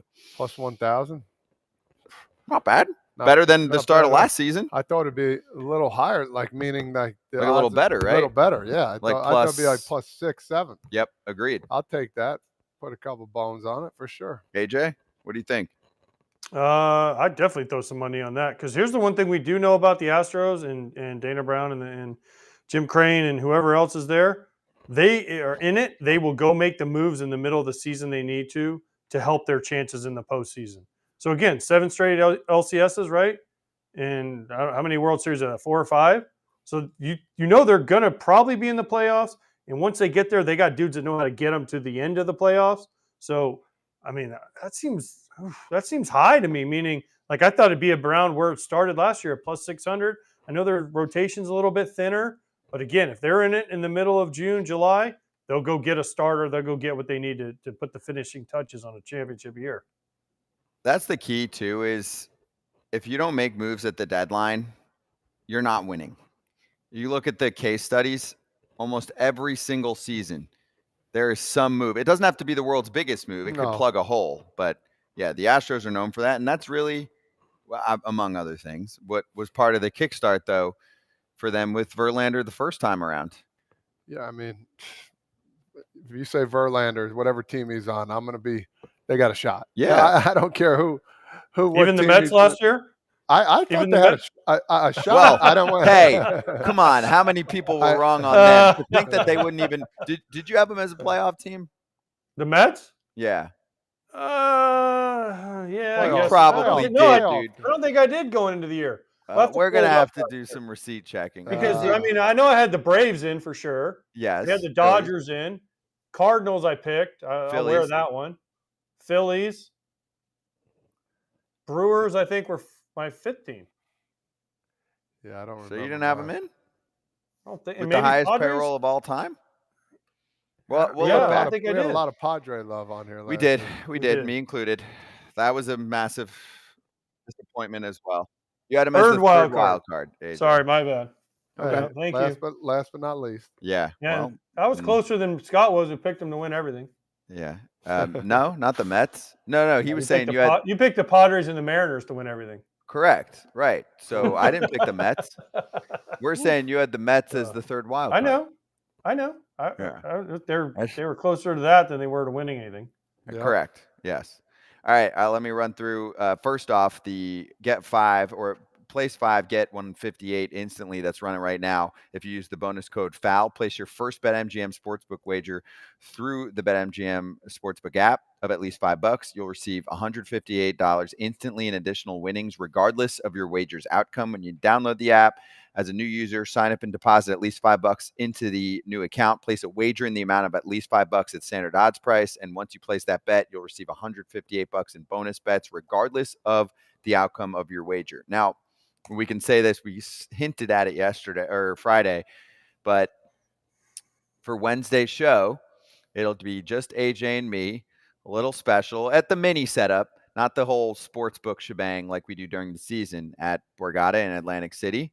But AJ and me will be there doing a shorter FT show because we will be entering the massive kind of big finish that they have here in January, as you Let's can go. see the Winter Poker Open going. So we got to get you there one of these times. I'm telling you, dude. I know. Big buy-ins going down for the tournament. We're going to see what AJ's got, and looking forward to some trash talking that AJ's going to bring. Here's how it's going to go for me. First hand, all in, win, lose, done. You won't. Okay, and then what if you win? Then I'm screwed. No, I mean, you're if you not. do second hand, Todd, you can't- okay. No, you'll Todd, be listen good. to me. you're going to be Todd, more I am- competitive than you I think. am not a poker. I don't have the attention span for poker. I can't sit there for 7 hours and just go. What happens if they're feeding you like a nice steak, getting a little massage can get on the food, shoulders? drinks. You know what I mean? See, that's Well, awkward. It's awkward as hell, though. I'm sitting there, I'm eating a steak, and there's how many other people at the table, and I'm just like Jim Leland used to be. Yeah, I won. I Hey, lost. the I worst don't know. part is you get that steak you've been waiting for about 3 hours, and then you got a really good freaking hand, and you're like, no. You know what I mean? Like, that's the worst. Yeah. You're chugging a beer, you're like, you're a little tipsy, you're like, damn it, all in, 2-7, damn it, I screwed up. I That mean, is a good honestly, idea. I've played a little bit of poker. I haven't played a lot. I'm not going to say I'm Eric Kratz. You know, I'm not probably not going to walk out with a trophy, but I'm going to have fun with it and see what happens. Yeah, Hey, I think you'll do better than you Just think. give it your best shot, and then if you get impatient, keep going all in until they get you. I mean, Yeah, a few drinks doesn't But hurt. you guys, okay, so you guys honestly have played more poker, obviously, than I have. Uh-huh. So if on the first hand, if somebody goes all in, right, either everyone's going to be scared to death, or Yeah. everyone else is going to, someone But is going to match you and be you like, might let's have see. that one guy No. that's like, this asshole. Come on, let's go. No, it's not what you think. Well, if you do it, yes. But so it's what I call rolling admission or rolling registration, right? So the table doesn't start for everyone at the same time because you get people rolling into the tournament because there's so many people involved. And you get people knocked out and people come in, and it doesn't really, there's advantages and disadvantages because if you come in, 4 hours later, some people have already built up chip stacks where they can bully you. So there's pros and cons. For you and me, we're entering probably like 3.5 hours into when it starts. There'll be people that go even later than that. So if you're dealing with people all in, like when I went last time a couple months ago with Kratz, I was saying this on one of the little social media hits we did. It was like there was a dude who went all in like 6 out of 10 times. Oof. And he did get knocked or whatever. And it was a very weird, aggressive strategy, but he had like a pretty high chip count. And I guess he was just like, screw it, I'm going to really make a push here. I don't know. Cause I thought maybe this is just like an amateur. He doesn't know what he's doing, but people are like, no, he plays. So, but I'm coming in. I'm like, I'm not trying to get knocked in my first, I'm not getting knocked in 3 minutes. I want to at least get my money's worth here. So I just let him go. AJ's going to wear the glass and just be like this the whole time. Oh, hell, I'm going to be like. There it is. Oh, yes. Nobody look at me. Don't move. Slim I'm not even going to look at my cards. You got to be like. Don't even really breathe. Slow. On the topic of shady, we had the Red Sox fan event. Oh my God! Whatever they call it. That was a good one. That was a good one, Scott. Thank you. I get it. I get it. No, I get it too. Full throttle back to that's what he said. Okay, so I know others in the chat have been waiting for this one because I am lost on the Red Sox right now. So we have so many good quotes from their whatever they call it. Alex Spear. Posting some of them. So how much did the Red Sox offer Yamamoto? And team president Sam Kennedy said, quote, not enough. But oh, great one. And I'll be here all night for your mid-market jokes. Oh God. I'm just listen, some people got arrogant, some people just don't care. Like they don't want to deal with the questions, I guess. But at least they did them because Papelbon was the one who was curating the questions, which was an interesting choice, which I liked. That's one of the guys. He'll give him shit though too. I mean, he wasn't holding back, and Pap did say at the end of the whole thing because they're booing them hard, right? It's Breslow and it's Kennedy, and he's like, at least these guys are here. How many teams don't have fan fests anymore, or like AJ mentioned earlier, they're freaking screening the question. They let them rip. Yeah, I think a lot of owners and presidents, they really worry about this tax threshold, man. And I think that's the problem. And they don't want to deal with it from hearing from people about saying, well, you should have spent over. This team's doing that. This team's doing this. And I think he knew he was going to get some of these questions. But to give a 2-word answer like that, come on, man. I feel like that he was copping out a little bit, not trying to do it. And he probably said not enough. And then next question, So there's other quotes from him on here too. The next one's worse. Yeah, go with that, and I'll have my question. I'll show on you. So Chris Cotillo, friend of the show, does a great job covering the team for Mass Live. Sam Kennedy expects the 24 Red Sox payroll to be lower than it was in 2023 when it was $225 million. Tom Werner, who's one of the owners, defended the strategy. Quote, I think you all know that the prize at the end of the year doesn't go to the team with the highest payroll, which is super ironic because when the Red Sox win, it is because they have the highest payroll. 2018, they had the highest payroll. They won the World Series. They were top 5 payroll for all 4 title teams. So do they think that we don't know math? I'm confused. And again, I get it. Like, we're not picking on a team that's in the smallest market. Like, this team rakes. So when they're saying we're cutting payroll after the full throttle shit, and they've already been going through growing pains for a couple of years, I mean, are they like kind of side betting AJ with the ownership group being like, how pissed off can we get everyone just to fuck with them and still make money? I don't understand this one at all. I mean, listen, the highest payroll doesn't always win, but it sure as hell improves your chances. Oh, wait, AJ, one sec. We'll come right back. Your mic went crazy. To piggyback, 1 sec, they're going to fix you. What he was going to say, I want to jump in. Yeah. He's trying to defend himself here. I think, in my opinion, defending where, all right, now I don't have to spend money. So if I say this, it kind of helps me out at the end of the day, knowing that, oh, yeah, these teams didn't win because they spent the most money. So we don't have to. Well, that's not true at all. You have to spend money to win. So that's my focal point on the quote.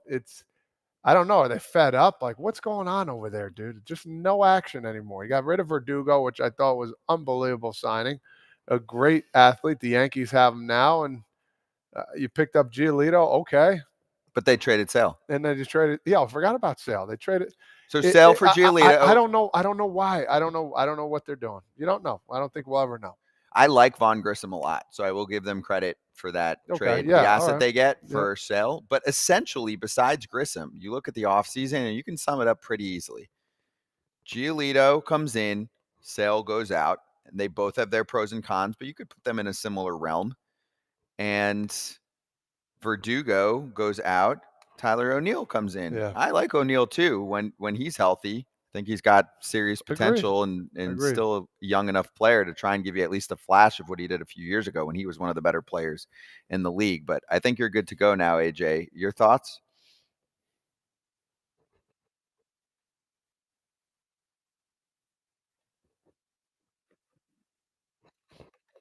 Yes.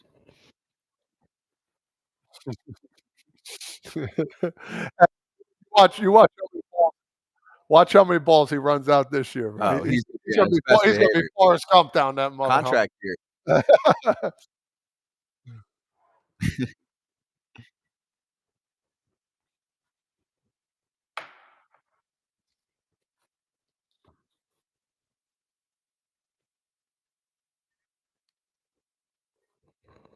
Oh, all right. Sorry, AJ. We got to bring you back, dude. My bad. We got to bring you back to life. I don't know Yeah, what's happening the over here. fan base immediately The saying Red Sox got him.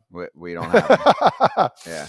No, if they didn't hear what he said, he just made a point about basically Verdugo. He didn't show up on time. He wasn't hustling. Yeah, and we get that 100%. And like I said, he's probably going to run like Forrest Gump at the end of the day now. But what we need more. We need to hear more a little bit. And I never say that. I'm never like, oh, I need to hear more from this guy. Because guess what? He doesn't have to say anything. But I would love to hear more about where their direction is, what they're trying to do, why they got rid of this guy. I mean, I would. Well, they faked everyone out because Yeah. they said full throttle, and also they weren't going crazy the last couple years, Yeah. and they've made a ton of mistakes. Obviously, most have, right? But they're always going to have the Mookie Betts mistake Oh, man, that hurts. just looming right over their freaking face for letting someone like that go. That hurts. And especially when we have him on our show, we were here. Too. Remember? Yeah. Oh, Bogarts too. But see, for me, the Padres paid stupid money for Bogarts. That was Sure. an overpay in my mind. Like, Well, I don't think they were beating they that. They could did have it kept earlier. him. Yeah. Correct. They could have kept him earlier. But the thing is, remember, we had Mookie on when you and me were here together with Brock Holt. Yeah. Mookie's like, oh, I would have stayed. They just didn't offer me enough during those extensions. And that burns, man. Right there. Because each year they offered him more, but he didn't feel like they offered him commensurate to what he should be getting for an extension offer compared to the rest of the league. Agreed. So, okay, you could have kept him, and they screwed that up. So, man, I just think when you tell your fan base at the beginning of an offseason, this is it. Yeah. Roll up your sleeves. We're getting involved now, right? Yeah. And then they haven't done much. And it's not just that. Like, there's still a lot of free agents left to be signed. I think the Cubs are still going to make some pretty significant moves, one or two. I think they'll probably bring Bellinger back, and they might sign another starter, another big name. In my mind, I think they got two left in him, right? And Cubs fans have been freaking out. The Red Sox basically just told you, like, we're trimming payroll this year. They're done. So we're not going big on anyone. Yeah. The only thing is that's a guarantee is that when you sign a player, any team, you will get a tweet within 5 to 10 minutes saying the Red Sox were in on that player. Yeah, of course. They just missed him. Just missed him. They were like right here, and he just took a left turn right at the buzzer. It's not their fault. What are you going to do? They're pissed, though. And I get it, Yeah. That's nothing on anyone's end but them. If they want to step up to the plate, they're going to have to pay. And there's tons of guys out there still. Maybe even hundreds of guys still out there. But they're not doing it. I mean, No. they'll probably make another move or two. Some Red Sox fans are concerned they're still going to subtract. I call them nickel dimers. Yeah, Little they'll nickel dimer here and go from there. But some Sox fans are concerned they're going to subtract. Like some Sox fans are concerned they're going to trade Kenley Jansen and make the bullpen even a little bit weaker because he costs good coin right now. That would be interesting. That would suck. I mean, so you watch more Yanks this past year than anyone else because you're on Yes. When you watch the Red Sox this past season, you're like, this is not a first division team. They're not running like that right now. Remember I asked Boone the other day, I said, hey, do you feel like the rivalry is starting to tweak a little, at least if you're just looking at a snapshot of right now, where you have more beef and juice with the Rays and Jays because they've been consistently better lately. And the Yanks have beef with both of those teams. I would say more than the Red Sox right now. There's been a lot of beanball with those teams. I think of this, and people bring up good points here as well. Mm-hmm. But imagine Hal came out and made a comment like this. Trimming payroll? Yeah. Do you understand what would be in the newspapers the next day? Do you understand the people, the online scrutiny he would get? It's a game change. I don't know. Ever since they made this tax threshold, it's been different to me. Not a fan of it. Pay who you want to pay, do what you want to do. But yeah, you're just getting away with it. And it's going to be another year, and that'll go by, and people forget, and hopefully the Patriots get better, and that's not going to happen. No, they suck right now. That's the problem. Hopefully They're- the Bruins keep going, doing what they're doing. Yeah, well, I'm some not- baseball fans aren't hockey fans. And No, that's shit out of luck. exactly. All right, AJ, let's try again. Take 3. Okay. What are we talking about? Playoffs. We're talking about playoffs. Same topic, man. Playoffs? Playoffs? Derek pointed out the Red Sox went 9-4 against the Yankees this past season. That's fair. No, That's they did. fair 'cause They the Yankees struggled. They whacked obviously, that. You too. know what? Yeah, they did. But I mean, Were they're the Yankees not the greatest team I've ever seen? No, I'm just saying. I don't. I think the Yanks are one Blake Snell away from me being like, all right, this team can win a World Series this coming season. Who's But the best team in the regardless- American League right now? Astros, Yankees, Rangers. I would say Astros right now to me. After that pickup, not before the pickup, but now I'm think going to they are. go Rangers 1 for me. If we're looking at the length of the season plus the Well, playoffs. no DeGrom, no Scherzer, no. But they're coming back this Montgomery. season, though. Okay, deal. I'm saying they could hit. They're coming off a World Series, and that lineup's of course. nasty. You gotta And I give it love to 'em. Wyatt Langford. who's Got to gonna give come it to up. them. Agreed. So Rangers 1. Okay. I'll go Astros 2, Mhm. especially with this Hader signing. All right. I will go Orioles 3. I think they're a top end starter away, which is an issue there too. But I mean, that is a young, loaded roster. Yep. Put it together. And then you start to make a lot of debates. I think Yanks and Jays are in a similar category. Mariners can start to maybe creep into that category as a fringe playoff team. Eventually you get to the AL Central. The Twins can be in that conversation too. AJ, where do you have it? So I that's like 2 tiers for me that I basically laid out. The top tier with 3, the next tier with like 4 or 5. I think the top tier for me is Astros, Rangers, Yankees, Baltimore. Depending on what happens. Baltimore goes out and gets a number 1, not Bradish. They could take that step, right? But are they going to do it? I don't know. Maybe sign a reliever. I don't know. The Rangers are in a good spot. The Astros now with Hader in a great spot. And will the Yankees make one more move for a starting pitcher? If they do, I think they can separate themselves. And it really kind of like you look at the National League, really the Braves, Dodgers, Phillies are kind of in a level above everyone else. You could almost have that in the American League too. Do you, AJ? Do you think they need that top dog like a Snell, or like somebody just kind of middle of the road that just gets the job done to make them World Series? For the play? Yankees, Yeah. they have the money to go get Snell. I think. Yeah. I mean, Jordan Montgomery is nice, but for me, again, we've talked about this. I don't think he's coming back to the Yankees, so I think Snell is the guy you can go focus on. So you got Juan Soto, you got Garrett Cole, you got Aaron Judge. Can they stay healthy? If they do, the Yankees are going to be in it. The Orioles are right there, but they need another big starting pitcher. But are they going to go sign him? I don't know. The Astros are right there. Listen, I mean, now the Astros have passed the threshold. Why the hell can't they go sign Blake Snell? Let's think about what they would have. Verlander, Fromber, Blake Snell, Christian Javier, Hunter Brown, whoever the 5th starter is. That's pretty damn good. Agreed. AJ, just to get the full scale before we move on from the Red Sox, I mean, what's the vision here? Like, I'm actually kind of getting the vibe that they're doing a little rebuild action. It's almost like what we saw, 3 years ago for Chaim Bloom, where they came in and they were like, we're gonna kind of reload, not going to be spending at the tippy top of the market. And we're going to get some young prospects coming in and build a young core, which actually he started to do a nice job of. They just pulled the plug on that. But then to me, I felt like they're bringing in Breslow. They even said like Bloom wasn't aggressive enough.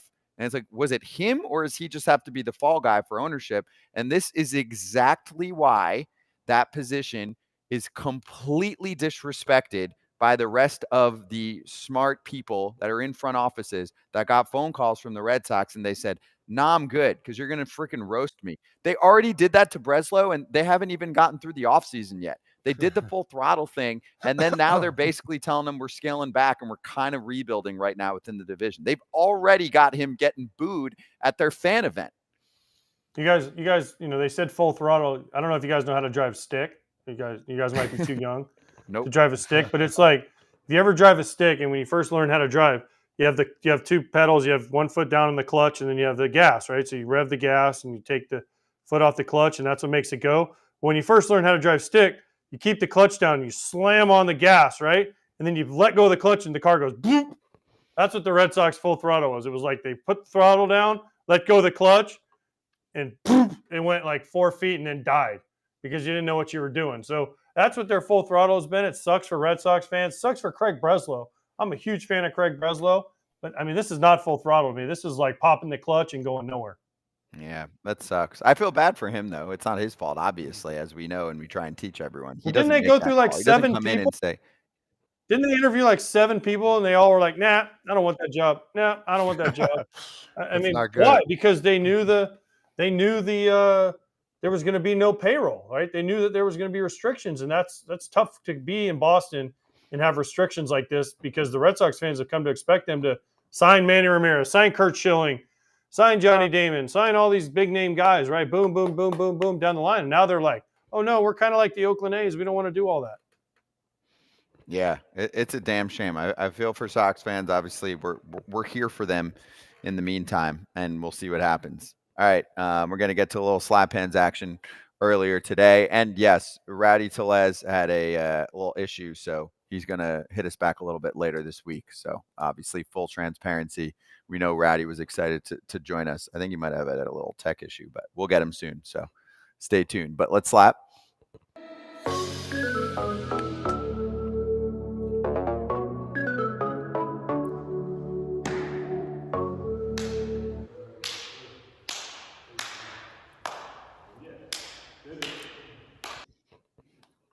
No Kratz hats today.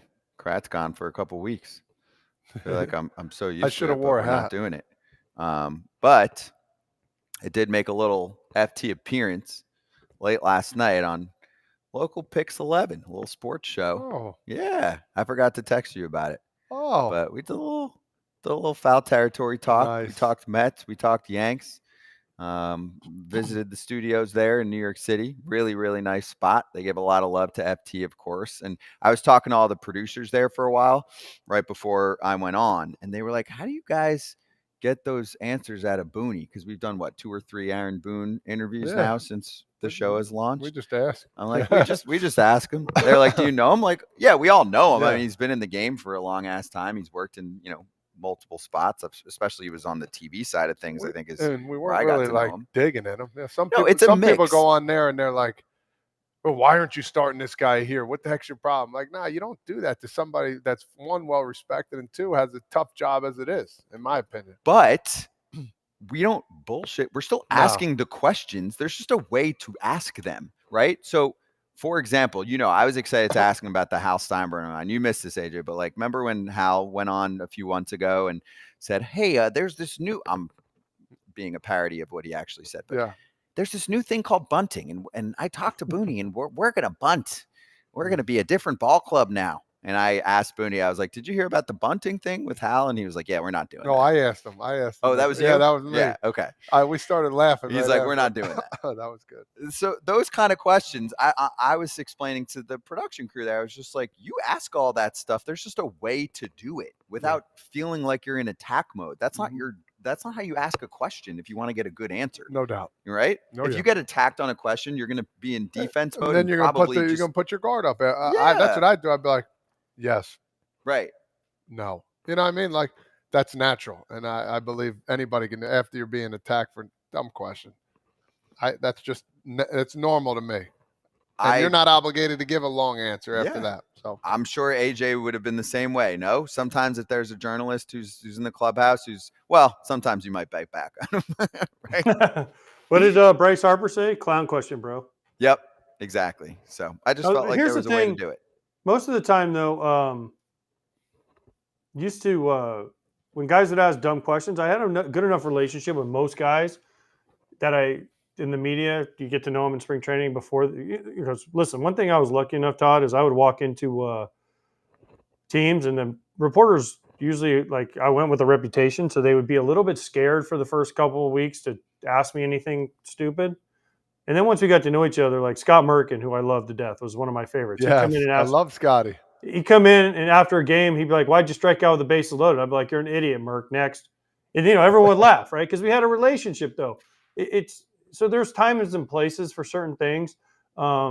But yeah, man, sometimes when reporters ask dumb questions, there are times you just want to reach across and just be like, hey, dude, like, no, that's a dumb question, but you can't do that. So just move on and try to make the best out of it. But everyone has dumb questions, even us on the show.